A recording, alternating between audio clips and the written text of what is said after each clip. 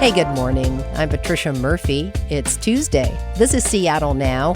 Throughout Washington state, there are news deserts, places with zero local journalism. The Murrow Fellowship Program is trying to fill that gap by placing a reporter in every single county in Washington. Coming up, we'll talk with the program's director about how this could help solve the local news crisis. But first, let's get you caught up.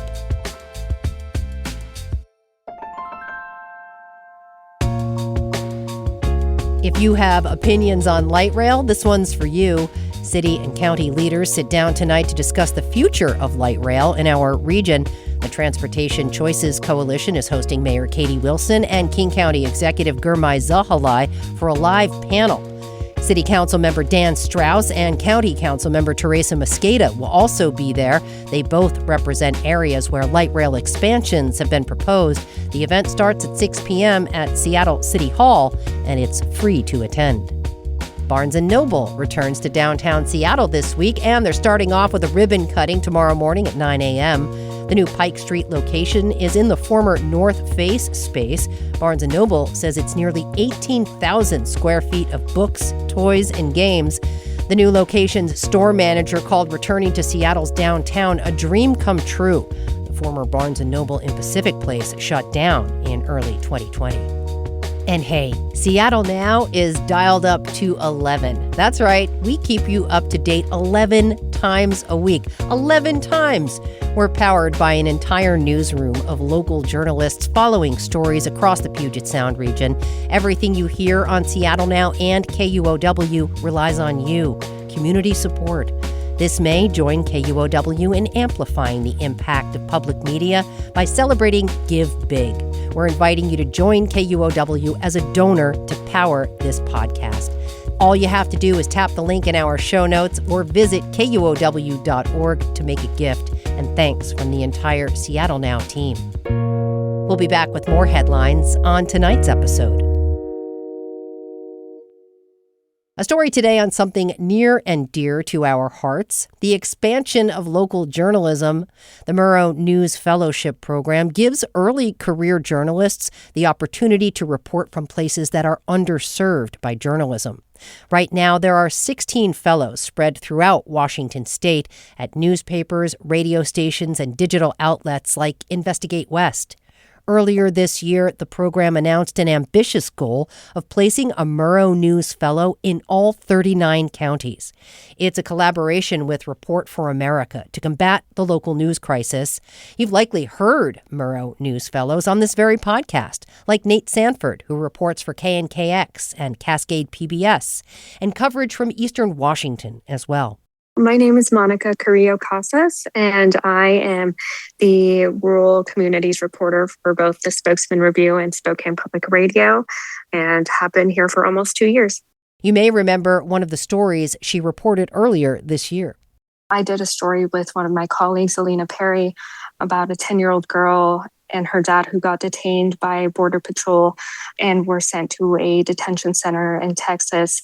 Their story became nationally recognized and people across the country saw it. And one of the people that saw it was a Gonzaga alum and also an attorney residing in Texas.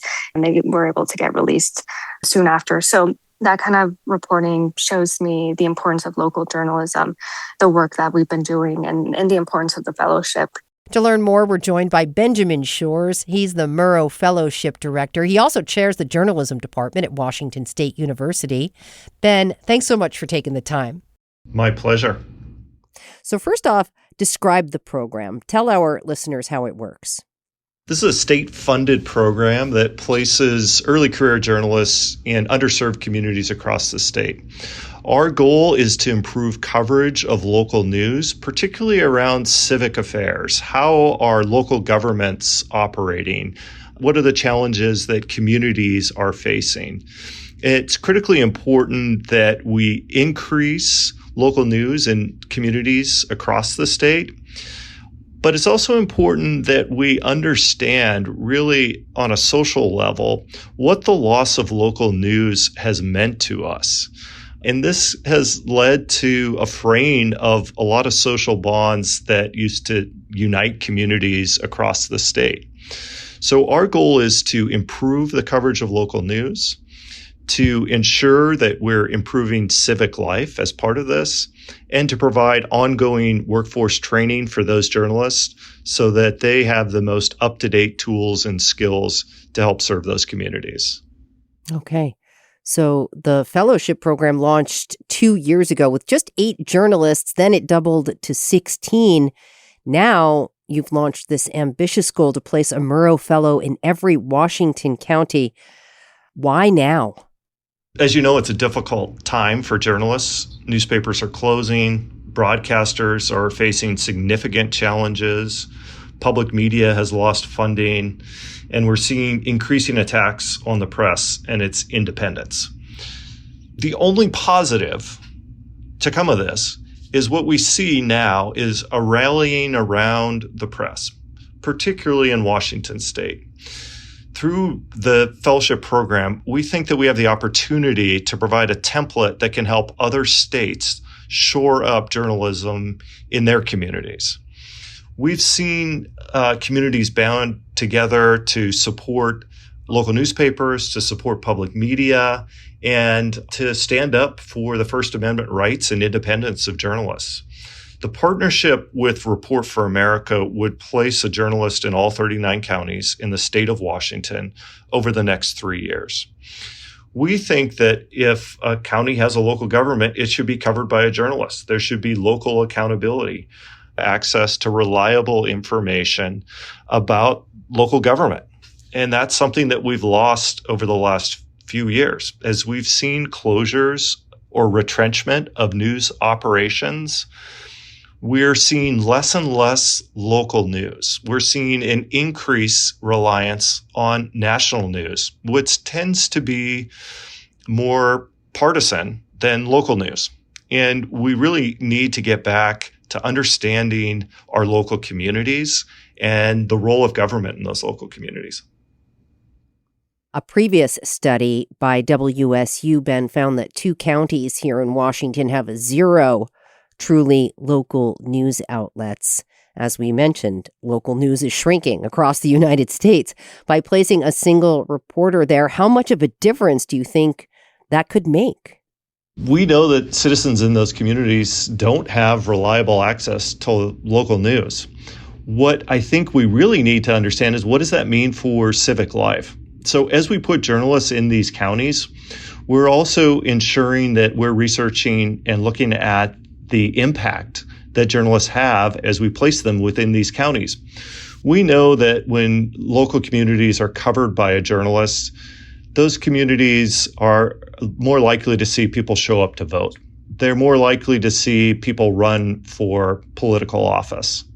They're more likely to be engaged in civic life. We also know that individual stories can move communities and move individuals. So in Snohomish County, in the city of Edmonds, Washington, one of our fellows, Angelica Relente, reported on the impending closure of a hygiene center where people who were unhoused could get access to bathrooms and showers and the opportunity to bathe and take care of themselves. Through that reporting, Angelica wrote about this potential closure of that hygiene center, which was a story that was read by the travel writer Rick Steves. I get an email from him. He pretty much asked what I knew about the situation and how I learned about it. And we hopped on a call. It was like, okay, well, thanks for letting me know. And I really appreciate you covering this and writing about it and making sure the community knows. And then not too long after that, I get an update from the executive director at the Hygiene Center saying that there's an anonymous donor who donated and wants to purchase the building. And obviously in my head, I kind of knew who that person was already, but at that time they weren't ready to announce that just yet. And it was Rick Steves.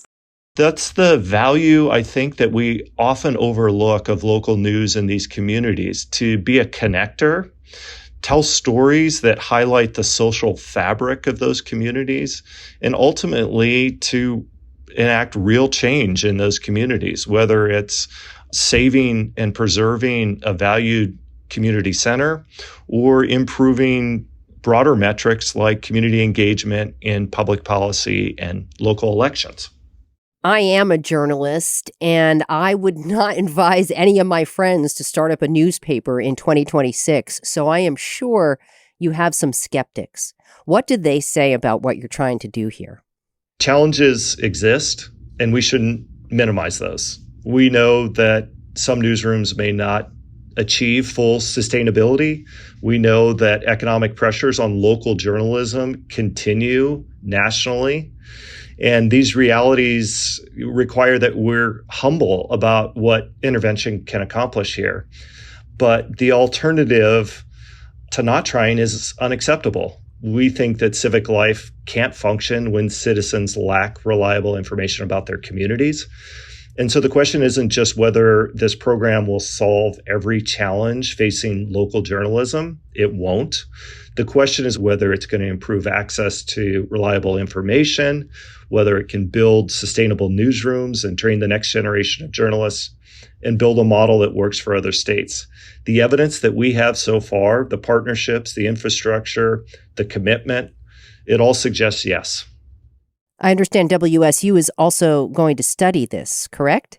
That's correct. We need to be accountable to taxpayers, and we need to be able to explain to community members, here's what that investment resulted in.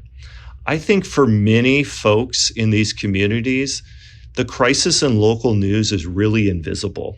If you pick up your smartphone, you feel like you're flooded with information.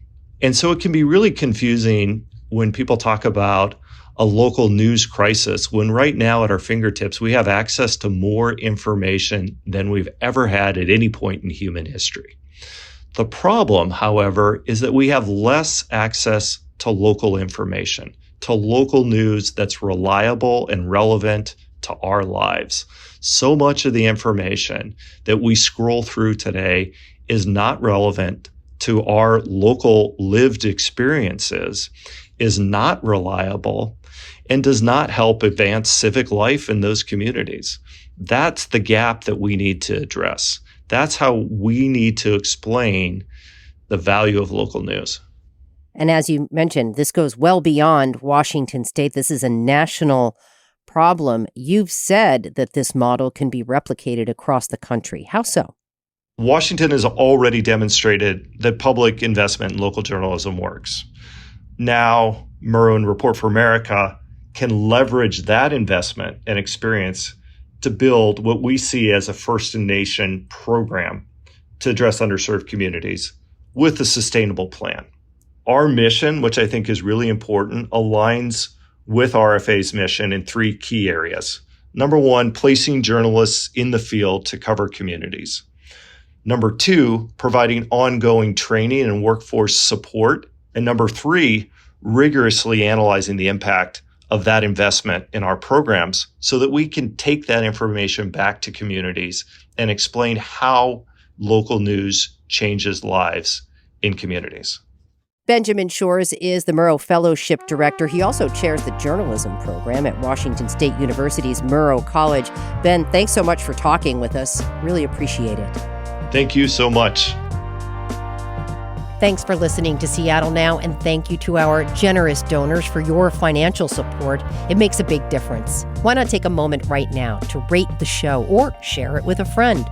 Today's episode was produced by Andy Hurst. It was edited by Caroline Chamberlain Gomez.